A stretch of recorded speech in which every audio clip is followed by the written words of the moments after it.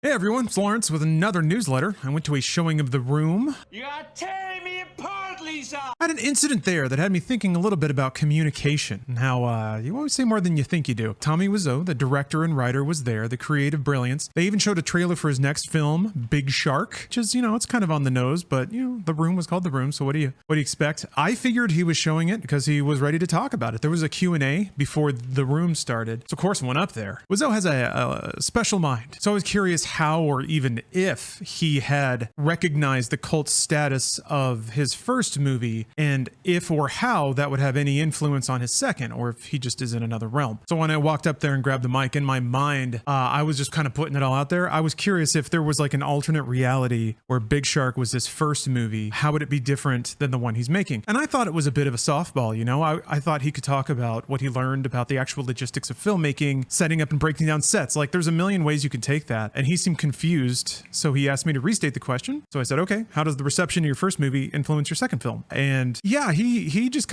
he went to a place. Oh, and sorry about the potato quality of this clip. Apple devices love doing that if you ever try to move them off of Apple devices. So it's just the way it is, but I feel like it's kind of fitting. It'll make sense. Woo! Hello, Mr. Wiseau. How would you feel that your experience making The Room and the years since have influenced your next film? Like, can you imagine a world where Big Shark is your first film, and how would it be different than the one you're making now? Who cares? I mean, I'm the one who asked me. Say it one more time. One more time. How has the reception of The Room influenced your next film? I don't care. All right. It's a new project. We see what happens. Hopefully you guys enjoy it, and that's it. You should say, hey, Tommy, you know what? Your reception on The Room, the first one, is such a lousy, I didn't expect the same reception. The answer is no. About who cares? Nobody cares. That wasn't my question. But we know it's not your question. We're asking what is behind the word. So starting tomorrow, try your friend and say, hey, how you doing? And you will say, I'm okay.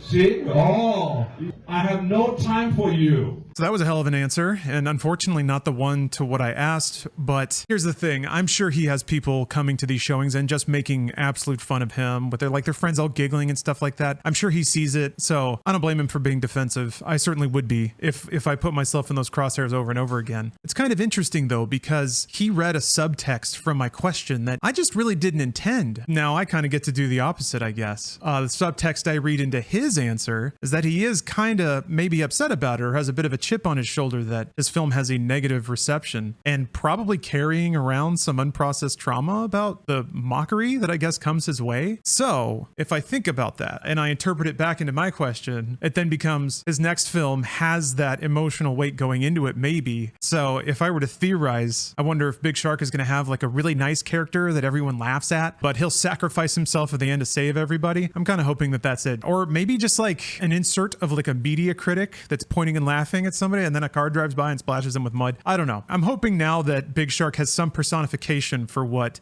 he thinks his haters are, so that he can get revenge inside the cinematic realm. We'll see. We'll see. I'm just excited to see it anyway, because I do like me some indie cinema. Speaking of, kind of going with the indie cinematic vibe on the stream this week. Before I get into what the stream's going to be, I want to thank everybody for hanging out or donating subs, or even if you weren't there, thank you anyway for participating spiritually in the impromptu subathon I did last week. Went about 22 hours before my brain shut down. I actually woke up early that day. That must have been like hour 30 or something. Of course, the outrageous misogyny of the third Doom novel didn't help. There's twins named Sears and Roebuck, and then a character that they just dumped. Now, less said about Hidalgo, the better. He's a puddle now anyway. Spoilers. It was all worth it, though. We raised $1,600 for Able Gamers, so thank you very much. And I actually had fun playing Skyrim. Imagine that. Now, it's October, which means it's Spooktober. Everybody's got to do spooky themes, right? But I'm going for the deep cuts. I want the Criterion collection of spooky games. So I'm starting with Chronicles of Riddick, Dark Athena. I actually got it set up last night, running like a dream on PC. It's been a long time since I've played, Escape from Butcher Bay and Dark Athena, so excited to play through that. That counts as scary, right? It's dark and you got to stab people in the neck.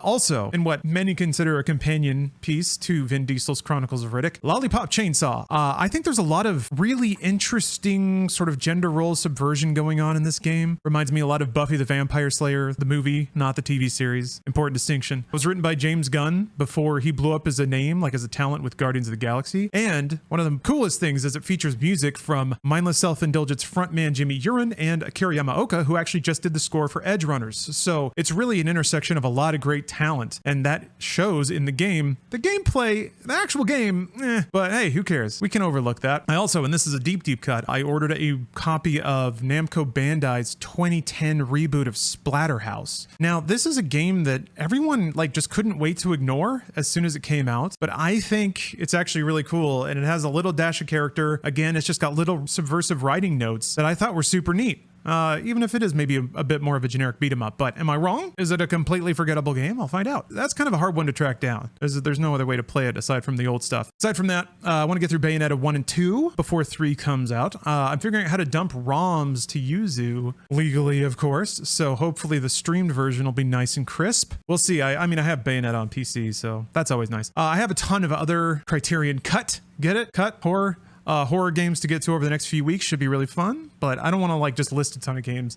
and maybe not get to some of them. So that's on the menu to begin with. Oh, also I'm going to TwitchCon, so it's going to be a short streaming week. So I'll be there Thursday, Friday, and Saturday. You see me, say hey. Or if you're going, you can hit me up on social and maybe we can figure something out. But yeah, it'd be nice to meet people. But that's it for me this week. Thank you very much for watching, and I'll catch you next time. Have a good week, everybody.